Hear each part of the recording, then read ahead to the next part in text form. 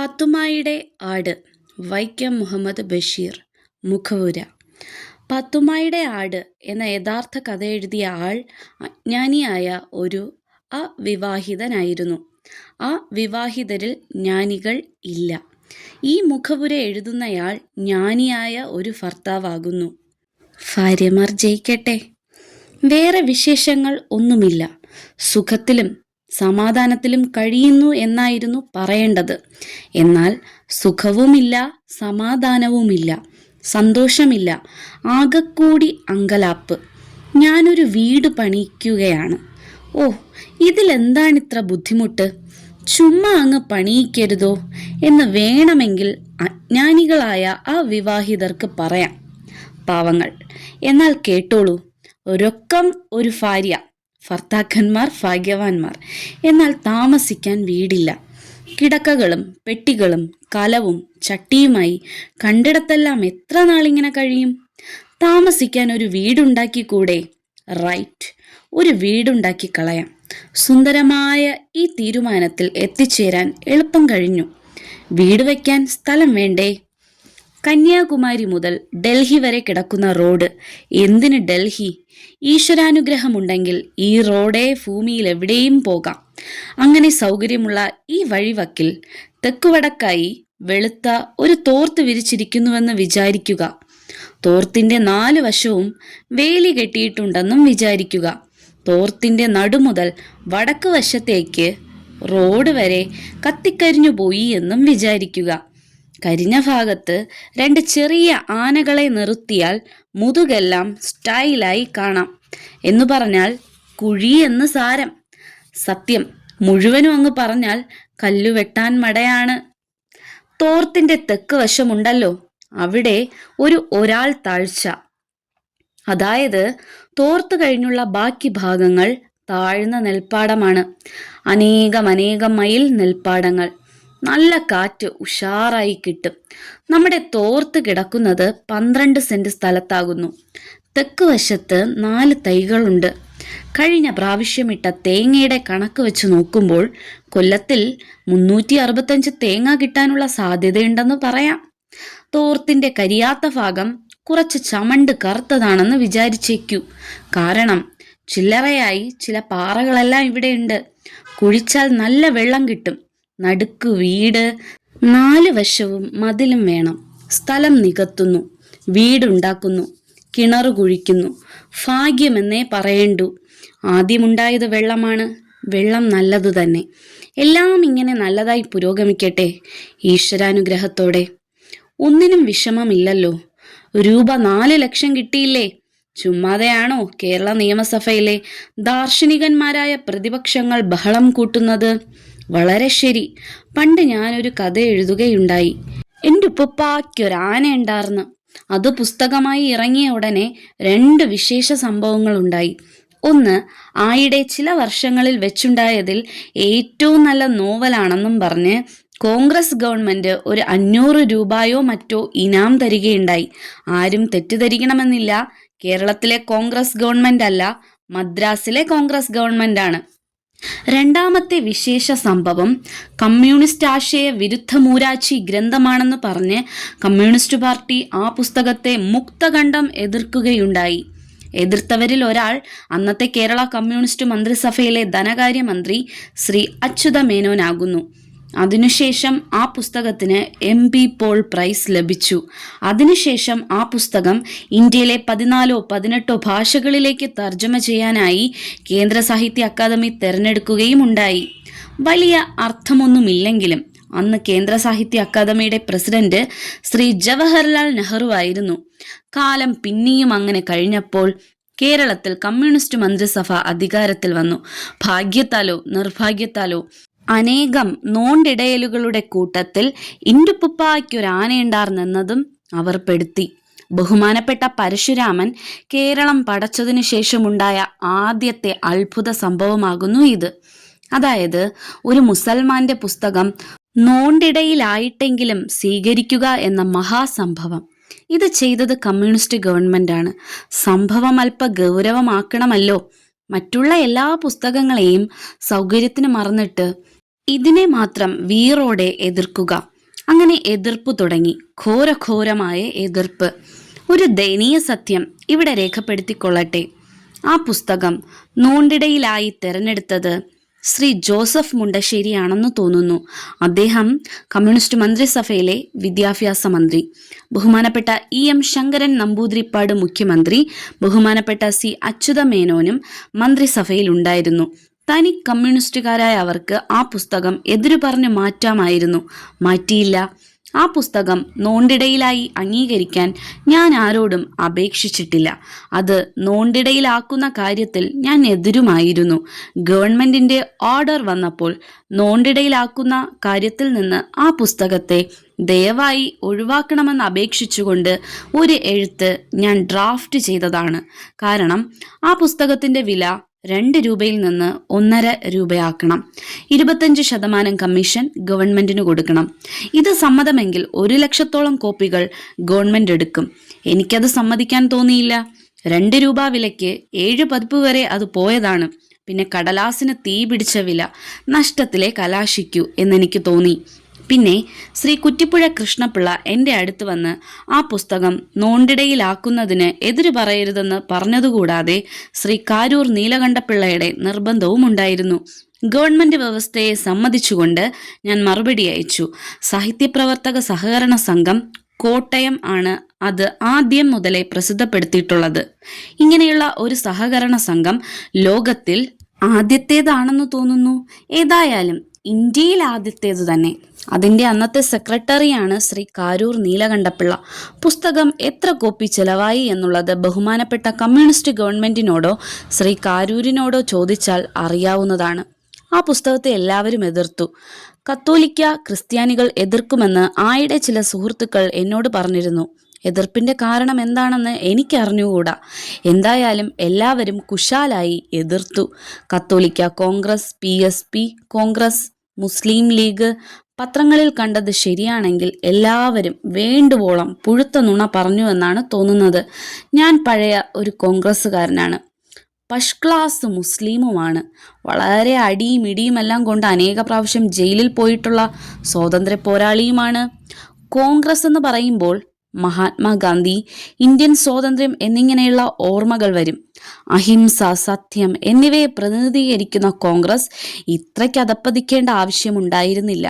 ആ പുസ്തകം 8 അണയ്ക്ക് വിറ്റിരുന്നുവെന്ന് നിയമസഭയിലെ കോൺഗ്രസ് മെമ്പർമാർ പറഞ്ഞതായി ഞാൻ പത്രങ്ങളിൽ വായിച്ചു. ഈ പച്ചക്കള്ളം കോൺഗ്രസ് പറയേണ്ടിയിരുന്നില്ല. ഞാൻ മുമ്പ് പറഞ്ഞിരുന്നുവല്ലോ, ഈ പുസ്തകം പ്രസിദ്ധപ്പെടുത്തിയത് സാഹിത്യപ്രവർത്തക സഹകരണ സംഘമാണെന്ന്. അവർ 7 പതിപ്പിനും 2 രൂപ വില വച്ചുള്ള റോയൽറ്റി എനിക്ക് തന്നിട്ടുണ്ട്.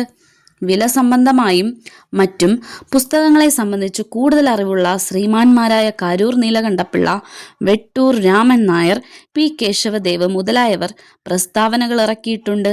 അതിവിടെ ഉദ്ധരിക്കണമെന്ന് ഞാൻ വിചാരിക്കുന്നില്ല. 1 വോട്ട് കൂടുതൽ കിട്ടിയാൽ സർവജ്ഞനാവും എന്ന് വിചാരിക്കുന്നത് നിർഭാഗ്യകരമാണ്. പ്രതിപക്ഷം എന്നെ ഒരു കമ്മ്യൂണിസ്റ്റ് പാർട്ടി മെമ്പറാക്കിയതായി പത്രങ്ങളിൽ കാണുന്നു.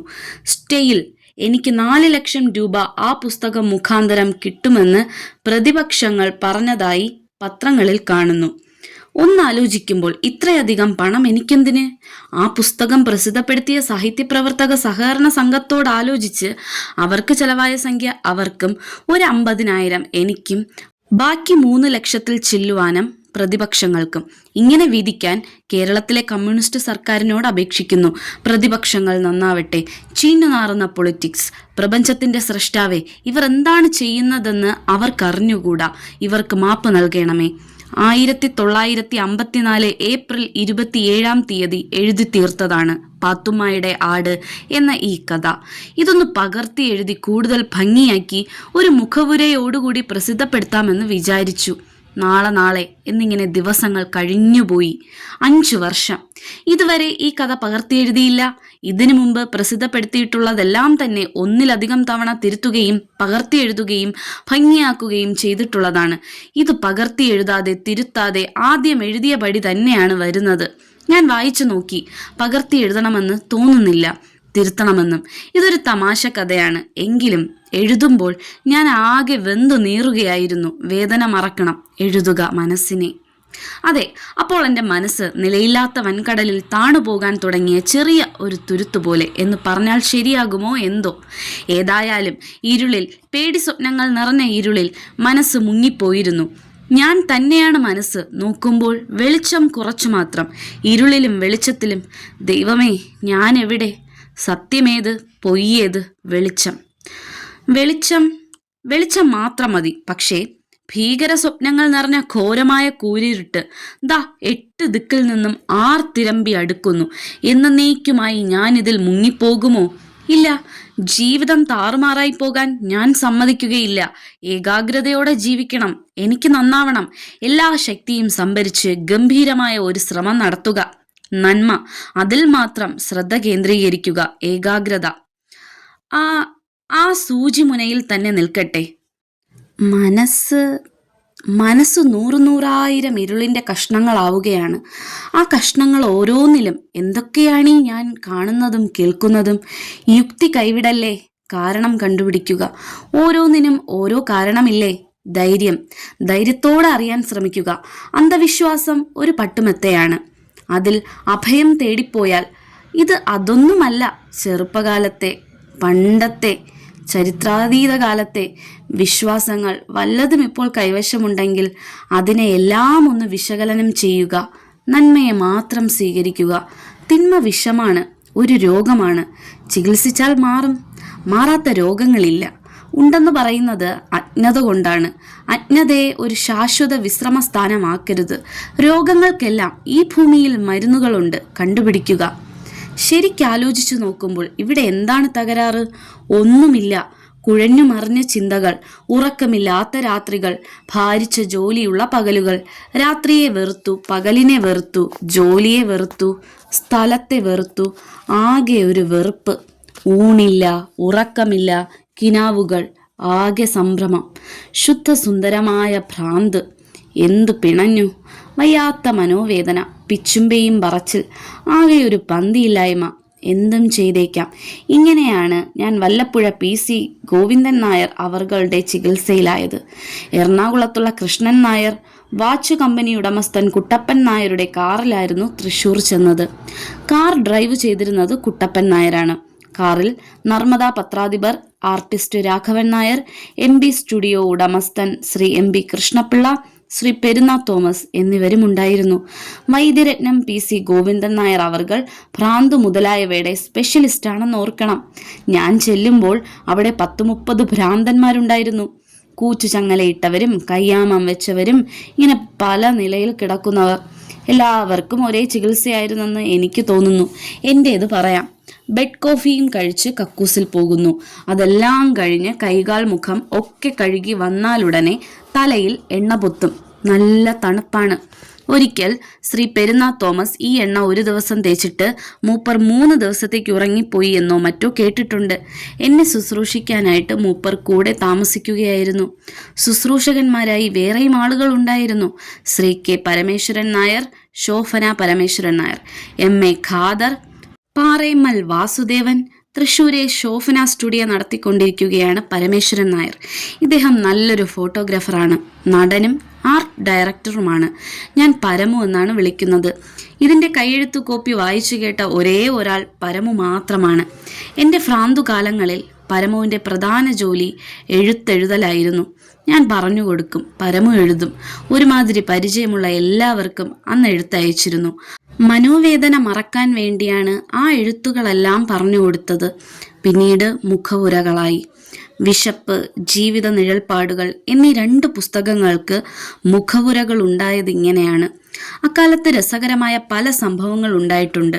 ഉണർന്നാൽ ഉറങ്ങുന്നത് വരെ ഞാൻ പറയുന്നതും ചെയ്യുന്നതുമെല്ലാം കുറിക്കാൻ ശ്രീ പെരുന്ന തോമസിനെ ഏർപ്പാട് ചെയ്തിരുന്നു. ആയതിലേക്ക് ഒരു തടിയൻ നോട്ട് പുസ്തകം വാങ്ങിക്കൊടുത്തിരുന്നു. 10-12 ദിവസത്തേത് ഞാൻ വായിച്ചു നോക്കി. എന്നിട്ട് അതെല്ലാം ചെറിയ കഷ്ണങ്ങളാക്കി വലിച്ചു കീറി കത്തിച്ചു കളയുകയും ചെയ്തു. പല രസങ്ങളും ഞാൻ പരമുവിനോട് പറഞ്ഞിട്ടുണ്ടായിരുന്നു. അതെല്ലാം ഇപ്പോഴും എനിക്ക് നല്ല ഓർമ്മയുണ്ട്. എല്ലാം കൂടി ഈ മുഖവുരയിൽ കാച്ചാമെന്ന് വിചാരിച്ചിരുന്നു. ഇടയ്ക്കൊരു കാര്യം പറഞ്ഞോട്ടെ. ഏതു സുഖക്കേടും ഭേദമാകും. മരുന്ന് മാത്രം പോരാ, രോഗിക്ക് ആഗ്രഹവും വേണം. എനിക്ക് 100% ആഗ്രഹമുണ്ടായിരുന്നു. വിവരങ്ങളെല്ലാം ഈ മുഖവുരയിൽ എഴുതാനിപ്പോൾ സമയമില്ല. ഞാൻ പറഞ്ഞില്ലേ, ഞാനൊരു വീടുണ്ടാക്കുന്ന ബഹളത്തിലാണ്. പിന്നെ ഒരു ഭർത്താവായി ഉയർന്നുവെന്നും പറഞ്ഞിട്ടുണ്ടല്ലോ. എൻ്റെ ഭാര്യയുടെ പേര് ഫാത്തിമാബി. കോഴിക്കോട്ട് ചെറുവണ്ണൂരുള്ള കോയാക്കുട്ടി മാസ്റ്ററുടെ സീമന്തപുത്രിയാകുന്നു. ഭാബി എന്നാണ് ഞാൻ വിളിക്കുന്നത്. സുഖക്കേടിൻ്റെ രസകരമായ സംഭവങ്ങൾ മുഴുവൻ ഞാൻ ഭാബിയെ പറഞ്ഞ് കേൾപ്പിച്ചിട്ടുണ്ട്. അതെല്ലാം സമയമുള്ളപ്പോൾ വേറെ എഴുതിക്കൊള്ളാം. അപ്പോൾ നമ്മൾ പറഞ്ഞു വന്നത് എണ്ണയുടെ കാര്യമാണ്. എണ്ണ ഉഷിരൻ തണുപ്പൻ തന്നെ. ഒരു 12 ആനയ്ക്ക് ഭ്രാന്തിളകിയെന്ന് വിചാരിക്കുക. ഒരാനയുടെ തലയിൽ അല്പം എണ്ണ പൊത്തിയാൽ 12 മുറങ്ങിപ്പോകുമെന്നാണ് പറയുന്നത്. അവനെ എൻ്റെ തലയിൽ പൊത്തുന്നു. ചില്ലറ കഷായം വായിൽ ഒഴിച്ചു തരുന്നു. എണ്ണ ശരിക്ക് പിടിക്കുന്നതിനായി 1/2 മണിക്കൂർ അങ്ങനെ കഴിക്കുന്നു. അത് കഴിഞ്ഞ് പിന്നെ കഷായധാരയാണ്. അവനും തണുപ്പൻ തന്നെ. ഞാനൊരു ബെഞ്ചിൽ മലർന്നു കിടക്കുകയാണ്. കഷായധാര കുറഞ്ഞത് 1 മണിക്കൂർ ഉണ്ടെന്ന് വിചാരിക്കുക. അതു കഴിഞ്ഞാണ് പ്രസിദ്ധമായ 2 ചികിത്സകൾ വരുന്നത്. കിടപ്പ് മലർന്നു തന്നെ. മനുഷ്യരുടെ ശബ്ദം കേൾക്കുന്നുണ്ട്, പക്ഷികൾ ചിലയ്ക്കുന്നുണ്ട്, കാറുകളുടെ ഹോൺ കേൾക്കുന്നുണ്ട്. നാഷണൽ ഹൈവേക്ക് അടുത്തായതുകൊണ്ടാണ്. പിന്നെ ആ സൂര്യൻ നല്ലവണ്ണം പ്രകാശിക്കുന്നുമുണ്ട്. ഇങ്ങനെ ഇരിക്കുമ്പോൾ എൻ്റെ വലത്തെ മൂക്കിൽ പ്ലാവിലയുടെ ഒരു കുമ്പിളിറക്കുന്നു. എന്നിട്ട് മുളകുകളായ മുളകുകളും സർവമാന ഇഞ്ചിയും തുളസിനീരും ചുവന്നുള്ളിയും മരുന്നുകളും അരച്ച് കുഴമ്പാക്കി ഒരു തുടം ദ്രാവകം അതിലൊഴിക്കുന്നു. ഉഗ്രവും രൂക്ഷവുമായ എരിവിൻ്റെ ഉദയം. ഫു എന്ന് ശക്തിയായി ഒരു ഊത്ത്. വലത്തെ മൂക്കിലെ ദ്രാവകം മുഴുവനും ആറ്റം ബോംബ് പൊട്ടിത്തെറിക്കുന്ന പോലെ എന്ന് പറഞ്ഞാൽ ബ്ലുങ്കോസ് ഡും എന്ന് ഇടത്തെ മൂക്കിലൂടെ പുറത്തേക്കൊരു ചാട്ടം. അപ്പോഴേക്കും സൂര്യൻ കത്തിക്കരിഞ്ഞു പോയിരിക്കുന്നു. മനുഷ്യരുടെയും പക്ഷികളുടെയും കാറുകളുടെയും ഒന്നിൻ്റെയും ശബ്ദങ്ങളില്ല. ലോകം നിശബ്ദം. ഭൂമി മാത്രം അവശേഷിച്ചിട്ടുണ്ട്. അപ്പോഴത്തേക്കും ഇടത്തെ മൂക്കിൽ കുമ്പിളിറക്കി കഴിഞ്ഞു. മരുന്ന് ഒഴിച്ചും കഴിഞ്ഞു. ഭൂ എന്ന സുപ്രസിദ്ധമായ ഊത്തും ബ്ലുങ്കോസ് ഡും എന്ന ശബ്ദത്തോടെ ഭൂമി തകർന്ന് തരിപ്പണമായിരിക്കുന്നു. എല്ലാം അവസാനിച്ചു.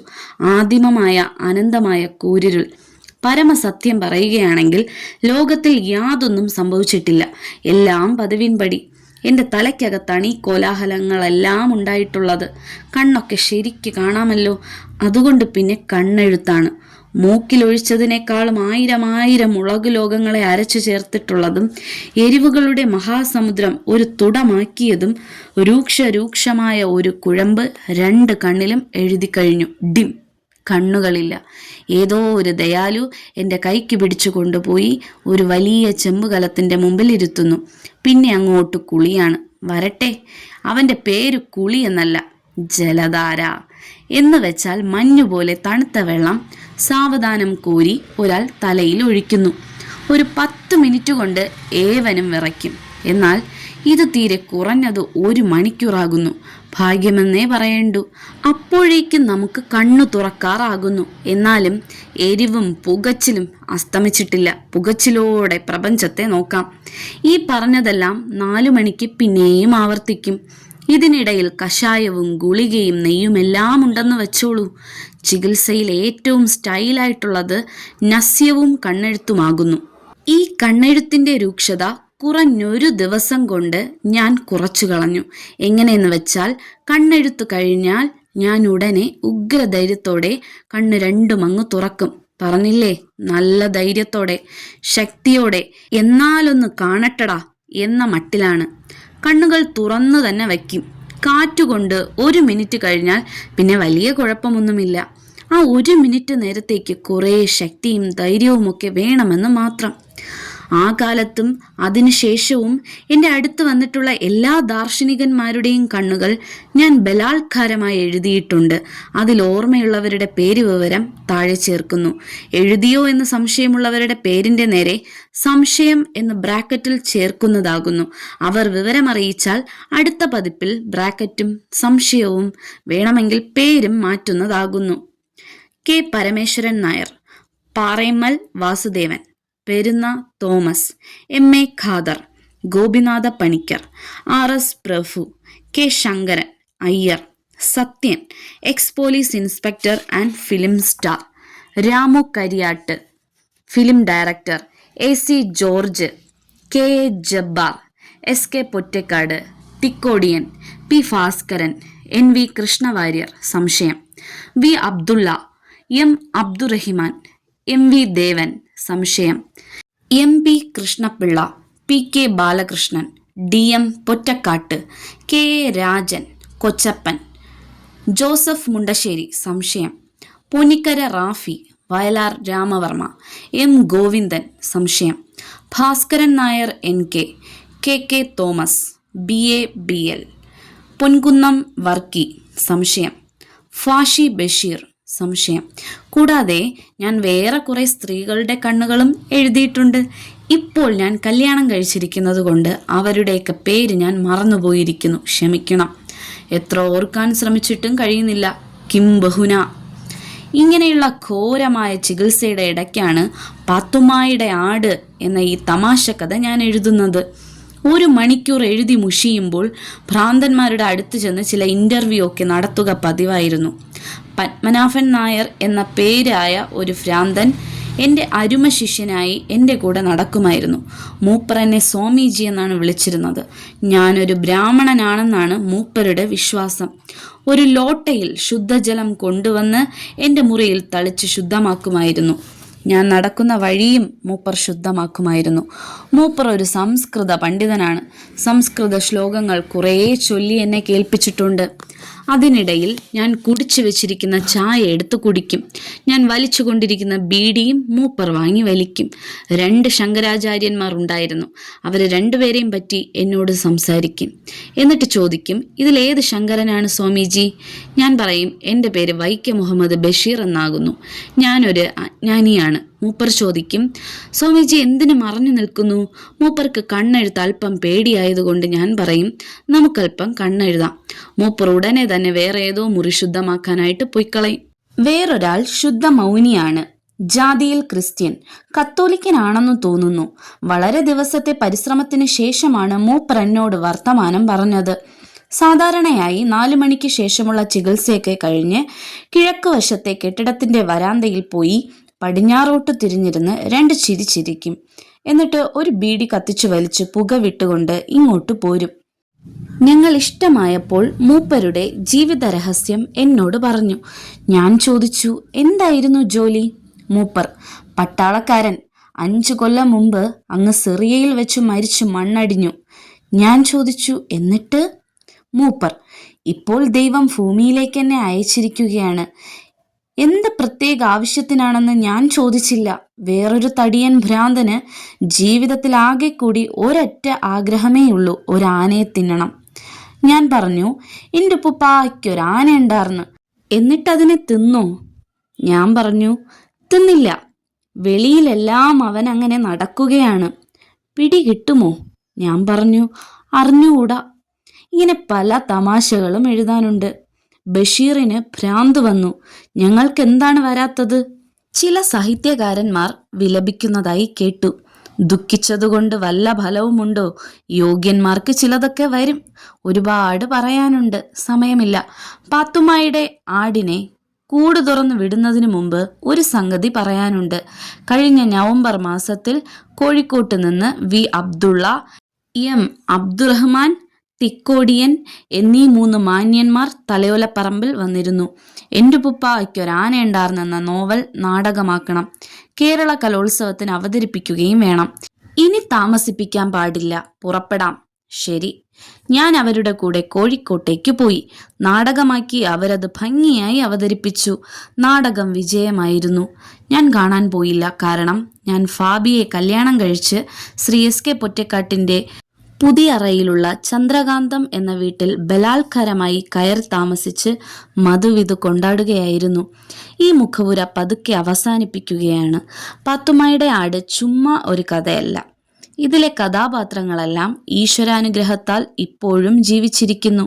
ഇതെഴുതിയിട്ട് 5 വർഷമായെന്ന് ഞാൻ മുമ്പ് പറഞ്ഞിട്ടുണ്ടല്ലോ. പുത്തൻ കഥാപാത്രങ്ങൾ പലതും ഉണ്ടായിട്ടുണ്ട്. ഇതെൻ്റെ വീട്ടിലെ സത്യമായ കഥയാണെന്ന് ഓർക്കണം. കഥ എഴുതുമ്പോൾ ഈ മുഖവുരയിലുള്ള ചില സംഗതികൾ ഞാൻ കരുതിക്കൂട്ടി വിട്ടുകളയുകയാണ് ചെയ്തത്. അതോർമ്മിപ്പിച്ചുകൊണ്ട് പാത്തുമ്മായുടെ ആടിനെ കൂട് തുറന്ന് നിങ്ങളുടെ അടുത്തേക്ക് വിടുകയാണ്. മംഗളാശംസകളോടെ സകലമാന പേർക്കും സുഖവും സന്തോഷവും നേർന്നുകൊണ്ട് വൈക്കം മുഹമ്മദ് ബഷീർ, തലയോലപ്പറമ്പ്, 1/3/1959. ഇതുവരെ പറഞ്ഞതെല്ലാം പഴങ്കഥ, സംഭവങ്ങൾ നിറഞ്ഞ വർഷങ്ങൾ. എല്ലാം ഇന്നലെയുടെ അനന്തകോടി വർഷങ്ങളിൽ ലയിച്ചു കഴിഞ്ഞിരിക്കുന്നു. ഇപ്പോൾ കോഴിക്കോടിനടുത്ത് ബേപ്പൂരിൽ താമസിക്കുന്നു. വൈലാലിൽ വീട്ടിൽ. വൈക്കം തലയോലപ്പറമ്പിൽ നിന്ന് വളരെ വളരെ ദൂരെ. തലയോലപ്പറമ്പിൽ 12 സെന്റ് സ്ഥലത്ത് സാമാന്യം ഭംഗിയുള്ള വീട് പണിയിച്ച് താമസിക്കുകയായിരുന്നു ഫാബി ബഷീറും ഷാഹിന മോളും ഞാനും. ആയിടെ ഭാര്യയുടെ മാതാപിതാക്കൾ പെട്ടെന്ന് മരിച്ചതിനാൽ ഞങ്ങൾ കോഴിക്കോടിനടുത്ത് ചെറുവണ്ണൂരെത്തി. ഭാര്യയുടെ താഴെ 4-5 കുട്ടികളുണ്ട്. തലയോലപ്പറമ്പിലെ പുത്തൻ വീട് വിറ്റ് ബേപ്പൂരുള്ള ഈ പഴയ വീടും പുരയിടവും വാങ്ങി താമസിച്ചു തുടങ്ങി. ഇത് വളരെ പ്രശാന്തമായ 2 ഏക്കർ പറമ്പാണ്. തെങ്ങുകളും മാവുകളും പ്ലാവുകളും മറ്റനേകം വൃക്ഷങ്ങളുമുണ്ട്. Bus സർവീസിനുള്ള main റോഡിനടുത്ത്. ഈ പറമ്പിൽ വൃക്ഷങ്ങളിൽ പക്ഷികൾ, താഴെ മൂർഖൻ പാമ്പുകൾ, ചേരകൾ, വലിയ കറമ്പൻ തേളുകൾ, 1,000 എലികൾ, പനമെരുകുകൾ, വെരുകുകൾ, കുറുക്കന്മാർ. കുറുക്കന്മാരും പനമെരുകുകളും രാത്രികാലങ്ങളിലേ വരൂ. കോഴികൾ, ആടുകൾ, പശുക്കൾ, പൂച്ചകൾ, നായ ഒക്കെയുണ്ട്. 2 താറാവുകളും ഉണ്ടായിരുന്നു, ഇപ്പോൾ കാണുന്നില്ല. കുറുക്കന്മാരും മറ്റു ഭക്ഷിച്ചു കാണുമോ? കുറെ തേങ്ങയും മാങ്ങയും ചക്കയും കിട്ടും. വിറ്റാൽ കാശു കിട്ടുമല്ലോ. പുസ്തകങ്ങളിൽ നിന്നും കുറെ കാശു കിട്ടും. പഴയ സ്വാതന്ത്ര്യ സമര പോരാളി ആയതുകൊണ്ട് രാഷ്ട്രീയ പെൻഷനുണ്ട്. താമ്രപത്രങ്ങളും. പാത്തുമ്മായുടെ ആട്, ബാല്യകാല സഖി, എന്റുപ്പുപ്പായ്ക്കൊരാനയുണ്ടായിരുന്നു എന്നിവ 3ഉം ഇന്ത്യയിലെ 14-18 ഭാഷകളിൽ കേന്ദ്ര സാഹിത്യ അക്കാദമിയും നാഷണൽ ബുക്ക് ട്രസ്റ്റ് ഇന്ത്യയും തർജ്ജമ ചെയ്ത് പുസ്തകങ്ങളാക്കി പ്രസിദ്ധപ്പെടുത്തിയിട്ടുണ്ട്. മേൽപ്പറഞ്ഞ പുസ്തകങ്ങൾ 3ഉം എഡിൻബറോ യൂണിവേഴ്സിറ്റിയിലെ ഡോക്ടർ റൊണാൾഡ് ആഷറും മറ്റും ഇംഗ്ലീഷിൽ തർജ്ജമ ചെയ്ത് എഡിൻബറോ യൂണിവേഴ്സിറ്റി പ്രസ് ഒറ്റ പുസ്തകമായി ഭംഗിയായി പ്രസിദ്ധപ്പെടുത്തിയിട്ടുണ്ട്. ഞങ്ങളിവിടെ ഒരുവിധം സുഖത്തിൽ കഴിഞ്ഞുകൂടുന്നു. മൂർഖൻ പാമ്പുകൾ, ചേരകൾ, കരിന്തേളുകൾ ദിവസേന വരുന്നവരല്ല. കുറുക്കന്മാർ ദിവസവും വരും, പരിചയക്കാരാണ്. സന്ധ്യയ്ക്ക് മുമ്പ് തന്നെ 10-60 കുറുക്കന്മാർ എൻ്റെ നേരെ മുന്നിൽ ഗേറ്റിൻ്റെ അടുത്ത് വന്ന് എനിക്കെന്തോ ഉപകാരം ചെയ്യുന്ന മാതിരി വലിയ ഉച്ചത്തിൽ കുളുകളോന്ന് കൂവൽ തുടങ്ങും. ഞാൻ ഉച്ചത്തിൽ ചീത്ത പറയും, കഴിവേറ മക്കളെ, മതി, നാണമില്ലേ നിങ്ങൾക്കിങ്ങനെ ഉച്ചത്തിൽ കൂകി ബഹളമുണ്ടാക്കാൻ? അപ്പോൾ കുറുക്കന്മാർ നാണിച്ചു മിണ്ടാതെ ഓടിപ്പോകും. കുറുക്കന്മാർ ഈ വീട്ടിലെ കോഴികളെ ചില പാതിരാത്രികളിൽ കടിച്ചു തൂക്കിക്കൊണ്ടുപോയി സാപ്പിടും. ഞാൻ കാര്യമാക്കാറില്ല. കോഴികൾ ഭാര്യയുടെ വകയാണ്. മുട്ടകളൊന്നും എനിക്കങ്ങനെ പതിവായി കിട്ടാറില്ല. ഞാൻ 5-6 മുന്തിയ രോഗങ്ങളുടെ ഉടമയായി, അവശനായി, വൃത്തതാപസനായി കഴിയുന്നു. വയസ്സും ഒരുപാടായി. എന്തായാലും ചിരിക്കാൻ കഴിയും. വീട്ടിൽ ഫാബി ബഷീർ, ഷാഹിന ഹബീബ്, അനീസ് ബഷീർ. അനീസ് ബഷീർ പഠിക്കുന്നു. ഷാഹിനയുടെ ഭർത്താവ് PK മുഹമ്മദ് ഹബീബ്. മകൾ ഷാഹിനയുടെയും ഹബീബിൻ്റെയും 1 വയസ്സാകാറായ മകൻ മുല്ലു ഹബീബ്. അങ്ങനെ ഞാനിപ്പോൾ ഒരു വലിയ അപ്പൂപ്പനായി വിലസുന്നു. എപ്പോഴാണോ മറിഞ്ഞു വീണ് മരിച്ച് കാലയവനികയ്ക്കുള്ളിൽ മറയുന്നതെന്ന് അറിഞ്ഞുകൂടാ. മരണം വരുമ്പോൾ വരട്ടെ. ലോകത്തിൽ ശാന്തിയും സമാധാനവും കൈവരട്ടെ. ശുഭം.